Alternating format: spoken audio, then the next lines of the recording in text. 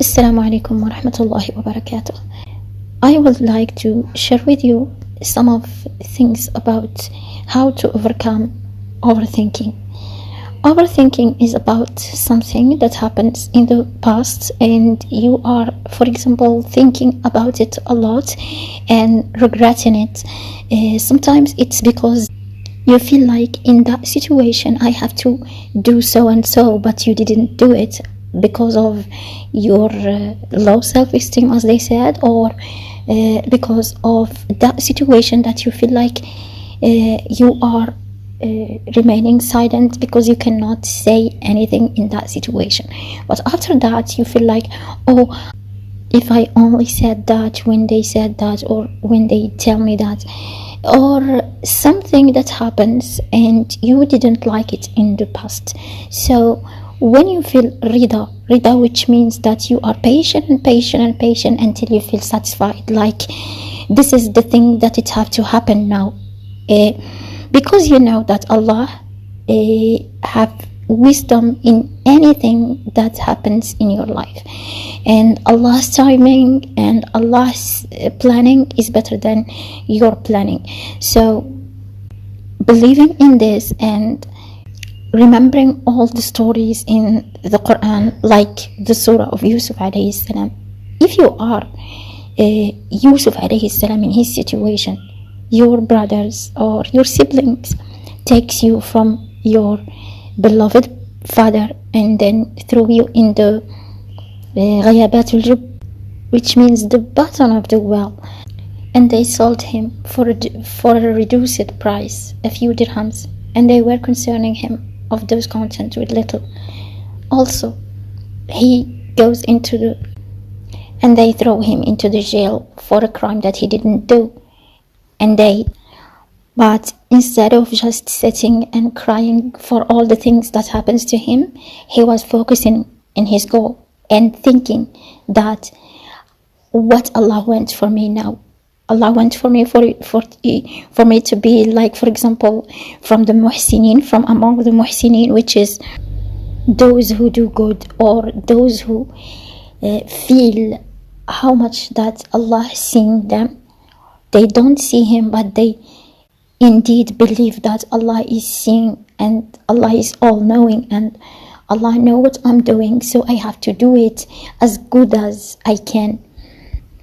So the Prophet Yusuf alayhi salam, after all these things that happens to him that makes any one of us like someone who hates the society and say that this world is injustice, but the Prophet Yusuf alayhi salam didn't say that.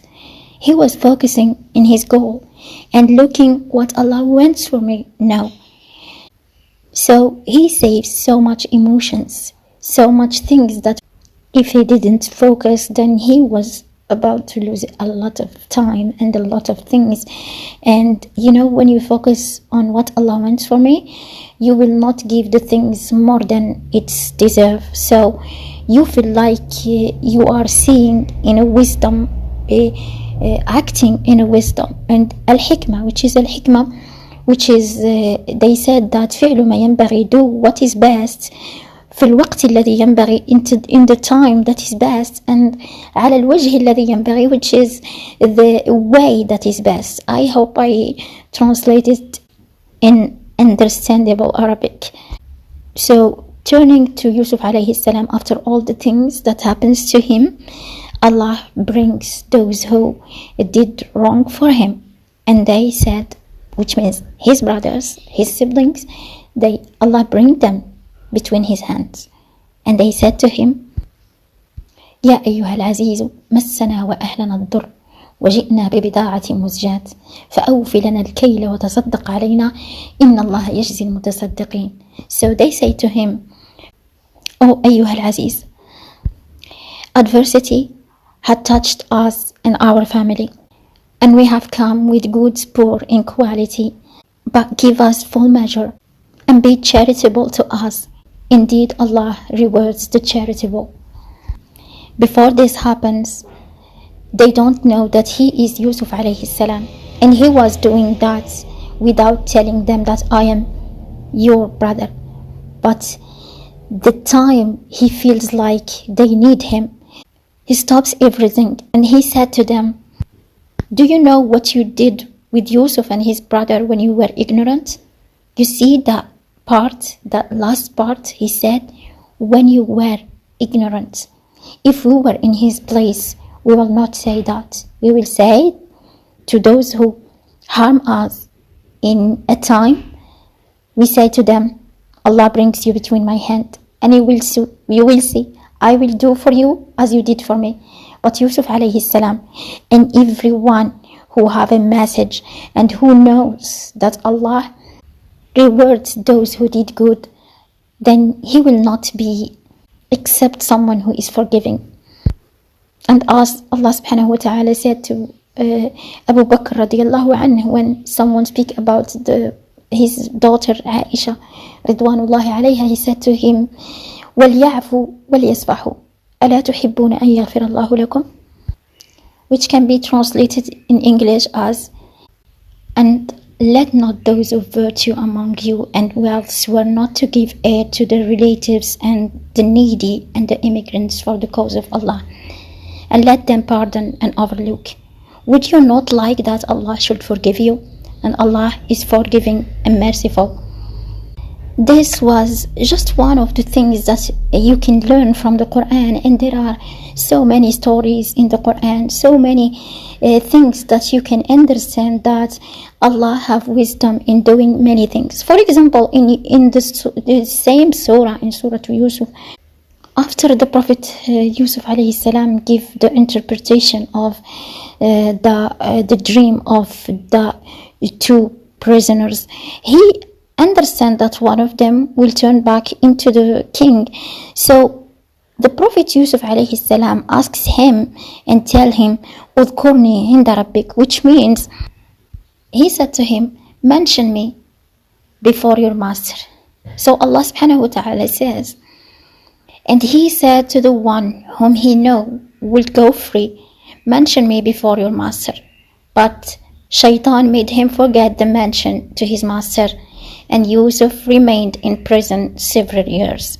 So Allah didn't want Yusuf alayhi salam to be free in this way. Allah wants him to be free while he gets all his rights and everyone know that he is innocent. And we can understand that clearly from the translation of English, of the Quran in English. And the king said, bring him to me. But when the messenger came to him, Yusuf alayhi salam said, return to your master and ask him, what is the case of the woman who cut their hands? Indeed, my Lord is knowing of their plan. So the king said to the woman, what is your condition when you sought to seduce Yusuf? They said, perfect is Allah. We know about him no evil. The wife of Al-Aziz and at that time said, no, the truth has become evident. It was I who I sought to seduce him, and indeed he is of the truthful. Subhanallah. You see, Allah didn't want him to be free in that way. We all have to do what we see is best in the condition.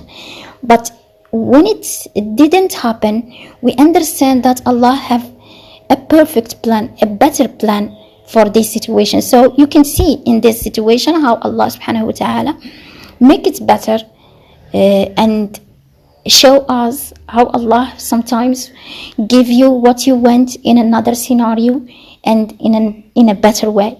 So when you feel like you are thinking a lot about the past, about something that happened in the past that you didn't like, and you feel like it's better for me to do better, then if you said that, say, I did my best. So if I do wrong, astaghfirullah. If I did all my best and this happened, then Allah maybe have a better plan for me. Surely have a better plan for me. So making la hawla wa la quwwata illa billah, looking for the future, because you don't have all that power. Even if you are the best one in this world, you cannot do everything, because you are a slave and you are a servant, and Allah is the one who can do everything. So you have to say and to know that you are servant and you have Allah subhanahu wa ta'ala. So when you feel like you are thinking a lot, you are overthinking, say to yourself, I'm not a Lord, I am a servant, and my Lord will plan the best plan for me. May Allah make it easy for all of us. And I will try to remember the other steps because I speak a lot. Yes, there are some steps. Sometimes you feel like you overthinking because of an argument, and you feel like you lose it. Sometimes to lose the argument, remaining silent is better than saying things you regret them all your life. So don't regret your silence, and if you regret your speaking, then you have to be responsible of what you said.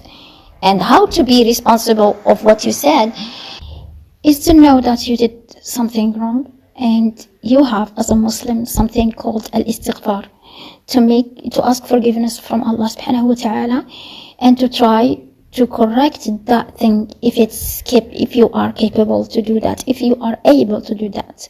For example, if I did wrong with someone and asking him for forgiveness didn't do things more harmful to me or to him, then I will go and ask him for forgiveness.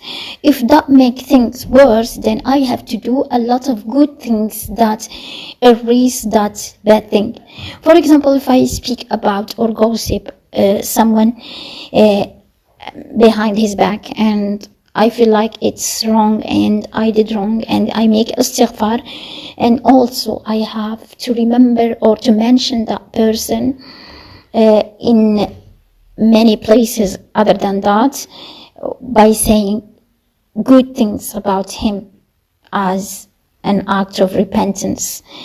Because in this way, if you go to him and tell him that I speak so and so behind your back, this will not give him anything. It will make him feeling bad about himself or about you, and make distance between you and him. So it's better for you to mention him in other places. And there are, of course, some situations that you have to say that I did so and so. But all of these things, it have to be in wisdom, as we said, the best thing in the best time, in the best way. And also, if it's something wrong you did while you're speaking, then promise yourself that the next time you will be better and you will learn from your mistakes. Also, you have to say to yourself, it happens. You have to understand that it happens. You cannot go to the past and change it, but you can change yourself. You can do something that can erase that thing, or correct it, or maybe it's just an experience you learn. It will help you in the future, bi'idhnillah. Also, thinking of the future, you have to understand that you are planning, and Allah is the best of planners. So plan as much as you can. Do all the things that is in your hands, and after that say, Allah is the one who control my life, and the one who know what is best for me, and he will do it.